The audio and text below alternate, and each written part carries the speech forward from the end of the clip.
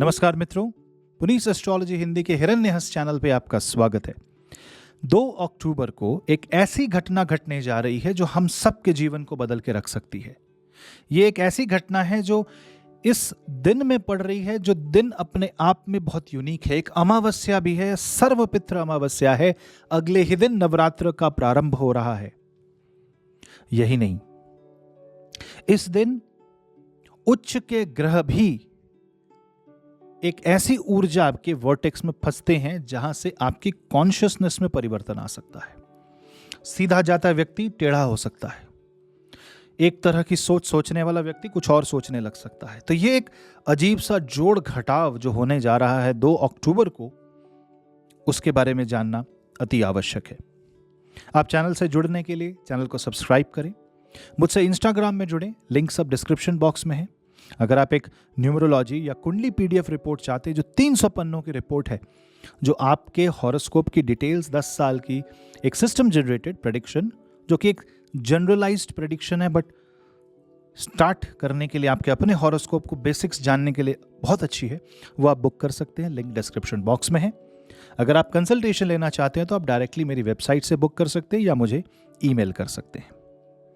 2 अक्टूबर को घटने जा रहा है एक सूर्य ग्रहण। भारत में दिखाई नहीं देगा, इसका कोई सूतक नहीं लग रहा है, लेकिन ग्रह दशा के हिसाब से सूर्य, केतु, चंद्र और बुध सारे के सारे हस्त नक्षत्र में एक साथ एक जगह पे इकट्ठा हो रहे हैं, जिसकी वजह से हस्त नक्षत्र, जो कि चंद्रमा का नक्षत्र है, वो बहुत प्रभावित होता है।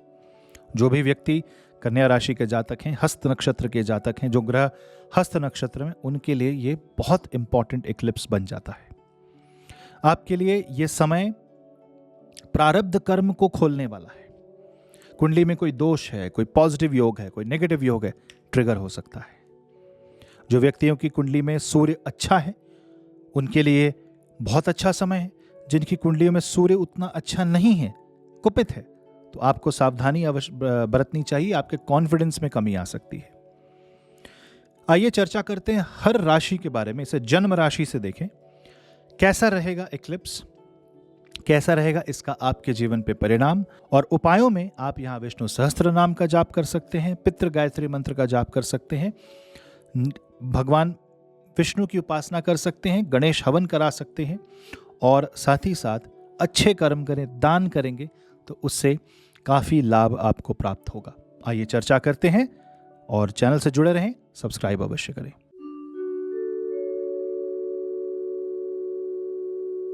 मेष राशि वाले जातकों के लिए छठे भाव में हो रहा है ये इक्लिप्स। अगर ये इक्लिप्स आपके छठे भाव में हो रहा है, मतलब ये प्रारब्ध कर्म को ट्रिगर करने वाला है। ये आपके 6th हाउस को ट्रिगर करेगा, यानी आपके जॉब्स और रिस्पॉन्सिबिलिटीज को भी ट्रिगर करेगा। ये इक्लिप्स के समय सूर्य, बुध, केतु और चंद्रमा चारों बहुत ही क्लोजली प्लेस्ड हैं। इसका मतलब ये माइंड, बॉडी, सोल, इस लेवल पे ये काम करने वाला इक्लिप्स है। ऐसे में आप भाई बहनों के साथ विवाद में ना पड़े, जमीन जायदाद प्रॉपर्टी के विवाद में ना पड़े। कोई नया घर खरीदना हो या कुछ करना हो तो थोड़ा सोच समझ के करें, और अपनी सेहत का, हेल्थ का बहुत ध्यान रखें। स्वास्थ्य संबंधी विकार उत्पन्न हो सकते हैं। अगर आपके अंदर कोई एंग्जाइटी इशू है, अगर आपका सूर्य या चंद्रमा कुंडली में वीक है, तो कुपित है, तो यहाँ पे आपको पितृ गायत्री मंत्र का जाप करना चाहिए, पितृ पूजा करवानी चाहिए, और साथ ही साथ भगवान गणेश की आराधना करनी चाहिए। नए काम के योग बनेंगे। बच्चे पढ़ाई में, कॉम्पिटिटिव एग्जामिनेशन में अगर आप देना चाहते हैं तो आपको ज़्यादा ध्यान देने की आवश्यकता है, आपको अधिक पढ़ने की आवश्यकता है। और ये जो इक्लिप्स है, ये कुछ बातों पे आपको बोलेगा कि छोड़ के चले जाओ, कुछ नया करते हैं। सब सही है, नया करिए, लेकिन जो आप पिछला जो कार्य आपने प्रारंभ किया है, उसका प्रारब्ध किया है, इसको निश्चित किए बिना, यानी अपने कॉन्सिक्वेंस ऑफ एक्शन को देखे बिना आप डिसीजन ना लें, वरना आप एक काम को अधूरा छोड़ करके दूसरे काम की तरफ बढ़ जाएंगे। इस बात का ध्यान रखें।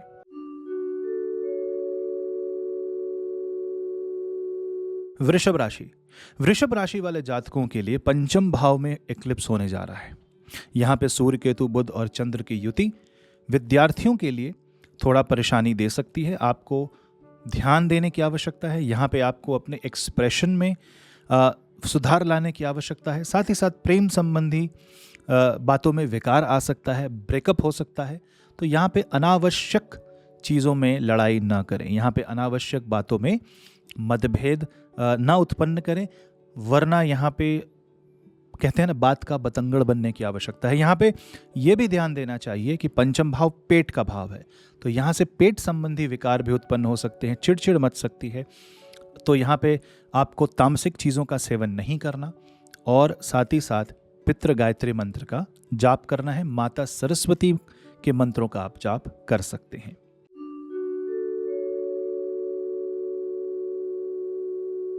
मिथुन राशि।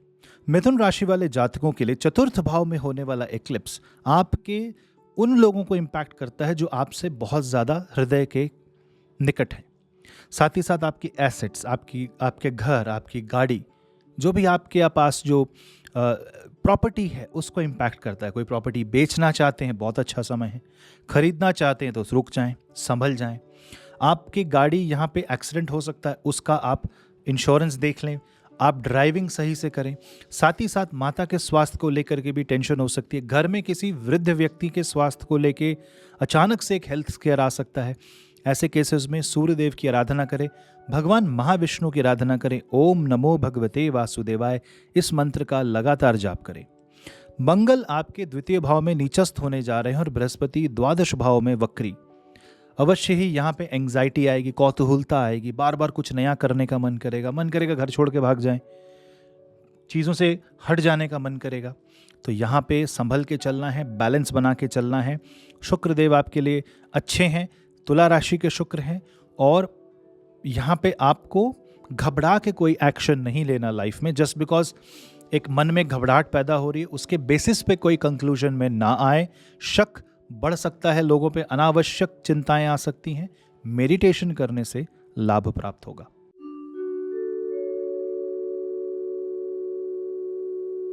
कर्क राशि।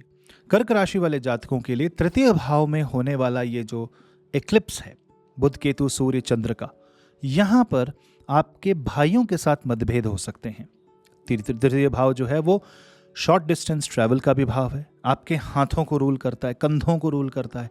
तो इन एरियाज़ में आपको समस्याएं आ सकती हैं, चोट लग सकती है, दर्द हो सकता है, और आपके एक्सप्रेशन में भी बदलाव आएंगे।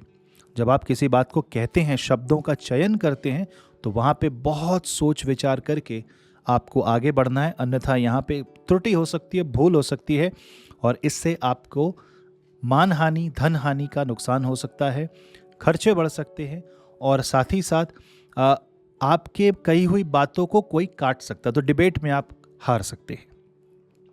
परंतु राइटर्स के लिए, जो व्यक्ति मेडिकल एक्सपर्ट्स हैं, मेडिकल प्रोफेशन से जुड़े हैं, उनके लिए ये बहुत अच्छा समय है, क्योंकि जो कन्या राशि है वो हीलिंग की राशि है। जो व्यक्ति एनालिसिस और रिसर्च से जुड़े, जो डेटा एनालिसिस करते हैं, उनके लिए ये बहुत अच्छा समय रहेगा। बस आप अपने एक्सप्रेशन को एक डिप्लोमेटिक तरीके से रखें, कटाक्ष या व्यंग्य ना कसें।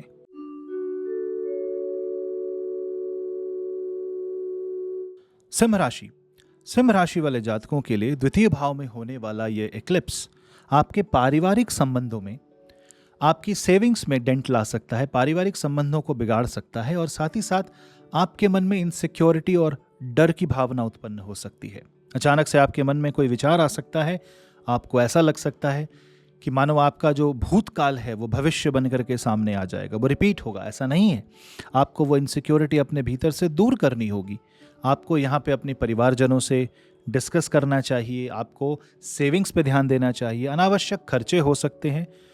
जिन व्यक्तियों के द्वितीय भाव में प्रॉब्लम है, उनके लिए सेविंग्स डिपॉजिट्स टूट सकते हैं, उनके जीवन में धन संबंधी कठिनाइयाँ आ सकती है। ऐसे में माता लक्ष्मी और भगवान गणेश की उपासना करें, श्री सूक्त का जाप करें, गणेश कवच का जाप आप करें। पारिवारिक संबंधों में मतभेद इसलिए भी आएगा क्योंकि आप थोड़े ज़्यादा डर जाएंगे और आपका ध्यान करियर की तरफ, पैसे कमाने की तरफ ज़्यादा रहेगा, या आप अनावश्यक चीज़ों में अपना ध्यान केंद्रित करेंगे, जिसकी वजह से फैमिली में डिस्टर्बेंस हो सकती है क्योंकि फाइनेंशियल कंडीशन खराब है। तो ऐसे केसेस में बैलेंस बनाने की आवश्यकता है, जो रूट कॉज है उसको एड्रेस करने की आवश्यकता है। लोन्स कम लें, क्लियर करने की कोशिश करें, और जितना हो सके उधार चुका दे। इससे काफ़ी ज़्यादा आपको मेंटल पीस मिलेगा, और अगर आप लाइफ को उस हिसाब से प्लान करेंगे तो भी ठीक रहेगा। आप अपने और अपने इन लॉज की फैमिली के बीच में जो मतभेद है उसके बीच में ना पड़ें, और साथ ही साथ मेडिटेशन अवश्य करें, भोजन को नियंत्रित करें।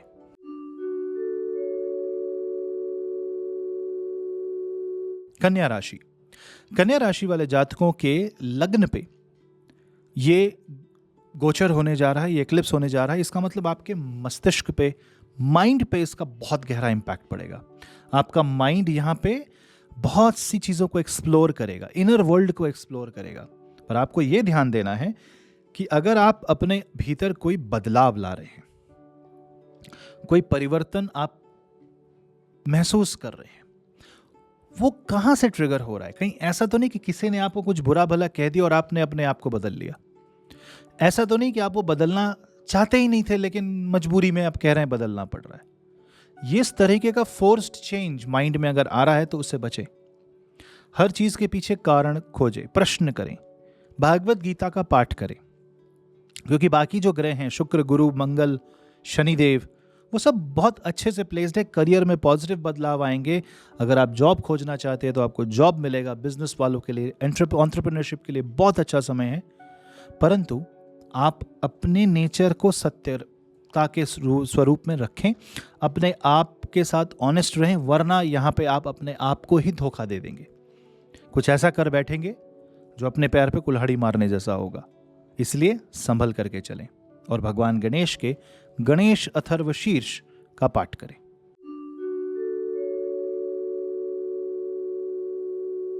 तुला राशि। तुला राशि वाले जातकों के लिए ये एक्लिप्स जो है वो 12वें भाव में होने जा रहा है। द्वादश भाव सब कॉन्शियस माइंड का भाव है। इस भाव में जो होता है वो हिडन रहता है, वो आंखों के समक्ष नहीं आता। रात के समय कुछ विचार आपके मन में आ सकते हैं जो आपके साथ खेल सकते हैं। आपके मन में ऐसा फील हो सकता है कि सब नेगेटिव है, कुछ भी उचित या कुछ भी सही नहीं है। आपको ऐसा फील हो सकता है कि आप जो कर रहे हैं उसमें ही डाउट है, सीड प्लांट करके वो छोड़ देगा। शुक्र हैं लग्न में, बैलेंस करेंगे, परंतु यहां पे एक डाउट, सेल्फ डाउट, कॉन्फिडेंस में भी कमी दिख सकती है। अनावश्यक जो एक्सपेंसेस हैं, खर्चे हैं, उस वजह से आपके मन में फाइनेंशियल सिक्योरिटी का एक भाव आ सकता है, फाइनेंशियल इनसिक्योरिटी डेवलप हो सकती है। साथ ही साथ सर्टेन मेडिकल एक्सपेंस भी आपको हो सकता है दिखें फैमिली मेंबर के लिए, जिसकी वजह से आपके मन में ये आ रहा है कि अब धन अर्जित कहाँ से आएगा, कहाँ से होगा। तो उसके लिए प्रैक्टिकल अप्रोच लें, इमोशनली चीज़ों को डील ना करें, अपने कॉन्फिडेंस को ना गिरने दें और नकारात्मक सोच से बचें। अगर आपको लग रहा है कि आप किसी तकलीफ में हैं तो तुरंत ही किसी ऐसे व्यक्ति से बात करें जो लगता है आपको, जो लगता है कि वो आपकी हेल्प कर सकते हैं। गणेश अथर्व शीर्ष का पाठ रोज करें।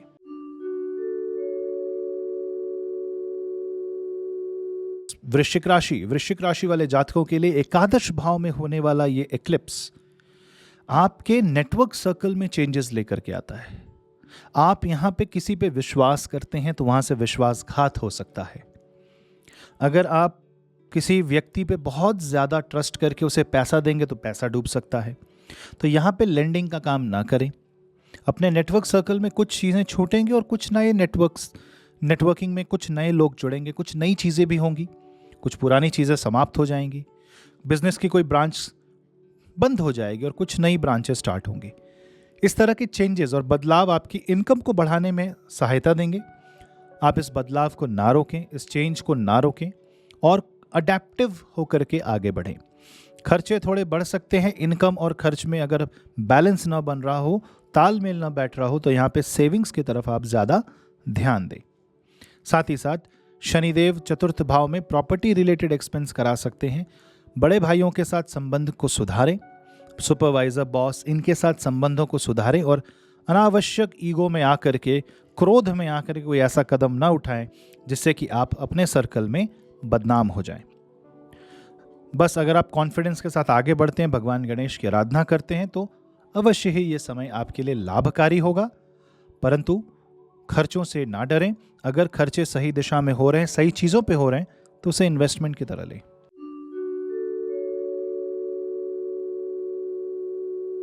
धनुराशि। धनु राशि वाले जातकों के लिए ये जो गोचर है ये दशम भाव में होने जा रहा है। दशम भाव का मतलब करियर, रेपुटेशन। तो आपकी मानहानि नहीं होगी, आपकी रेपुटेशन में वृद्धि होगी।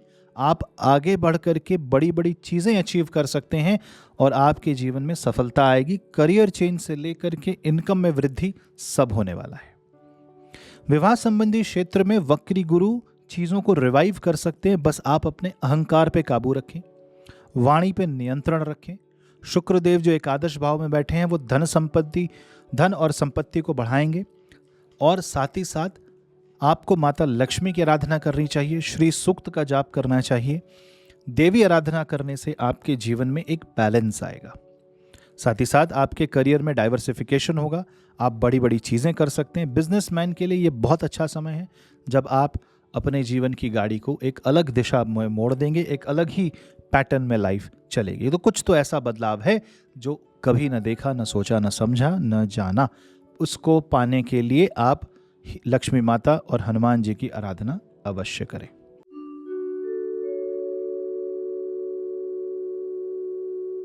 मकर राशि। मकर राशि वाले जातकों के लिए यह समय भाग्य परिवर्तन का है।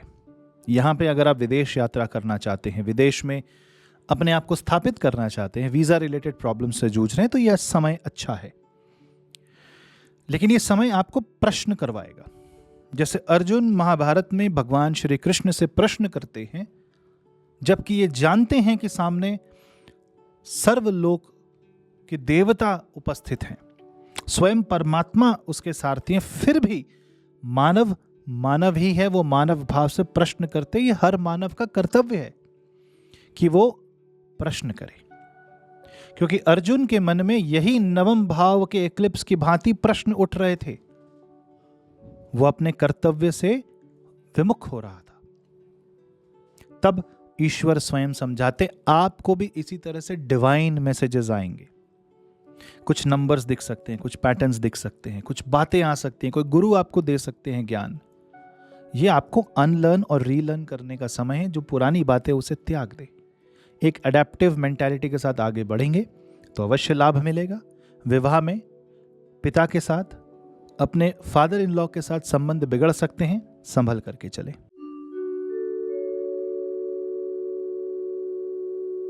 कुंभ राशि। कुंभ राशि वाले जातकों के लिए जो एक्लिप्स है वो अष्टम भाव में हो रहा है। अष्टम भाव का एक्लिप्स मानो एक तांत्रिक एक्लिप्स है। ऐसे में जो तंत्र ऊर्जा है, जो आध्यात्मिक ऊर्जा है, वो बढ़ने लगेगी। यहाँ पे कुंडलिनी जागरण से लेकर के मानसिक वेदनाओं से मुक्ति, ये सब संभव है। परंतु आपको स्पिरिचुअल रास्ता अपनाना होगा। आपको बैलेंसिंग एक्ट खेलना पड़ेगा। आपको कुछ एक हाथ से देना है और एक हाथ से लेना है। विवाह संबंधी क्षेत्र में कठिनाई आ सकती है, इन-लॉज के साथ दिक्कत आ सकती है, इंश्योरेंस में दिक्कत आ सकती है। तो थोड़ा सा आप यहां पे संभल करके चलें। साथ ही साथ इन्वेस्टमेंट की अगर बात हो और इन्वेस्टर्स अगर आ रहे हो तो टर्म्स को थोड़ा क्लियर कर ले, पेपर वर्क थोड़े क्लियर कर ले। ईगो और पावर स्ट्रगल से बच के रहें। पारिवारिक समस्याएं आ सकती हैं। विश तो फुलफिल होगी, लेकिन जो प्लान आप बनाएंगे उस प्लान में अचानक से कोई परिवर्तन आ सकता है, तो उसके लिए तैयार रहें। अपने स्वास्थ्य का भी खास ध्यान रखें। प्राणायाम करें, मेडिटेशन करें। और अगर मन में बहुत सारे विचार उथल पुथल कर रहे हैं तो किसी ऐसे व्यक्ति के साथ आप बात करें जहां पे आपको लग रहा है कि उपाय मिलेगा।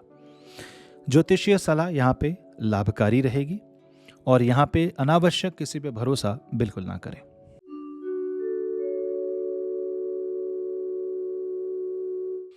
मीन राशि। मीन राशि वाले जातकों के लिए सप्तम भाव में होने वाला एक्लिप्स आपके सराउंडिंग्स और एनवायरनमेंट पे असर डालता है। आपके विवाह संबंधी क्षेत्रों में कठिनाइयां उत्पन्न करता है, परंतु नए बिजनेस के आयाम भी खोलता है। अगर आपको डाइवर्सिफाई करना है, अगर आपको नए बिजनेस खोलने हैं तो ये बहुत अच्छा समय है, लेकिन पर्सनल लाइफ के लिए ये उचित समय नहीं है। यहाँ पे थोड़ा सा आपको अपने बारे में सोचना होगा। थोड़ा सा ये आपको सेल्फिश बनाएगा। थोड़ा सा ये आपके फोकस को आपके ऊपर केंद्रित करने की चेष्टा करेगा। ऐसा हो सकता है कि आसपास की चीज़ें सुन के, देख के आपका मन काफ़ी द्रवित हो जाए, काफ़ी ज़्यादा डिफ़िकल्ट सिचुएशन में आ जाए, धर्म संकट में आ जाए। ऐसे में ज्योतिषीय सलाह लेना, किसी बड़े बुजुर्ग की सलाह लेना, और साथ ही साथ मोरालिटी को क्वेश्चन किए बिना धर्म सम्मत के तरीके से आगे बढ़ना उचित रहेगा।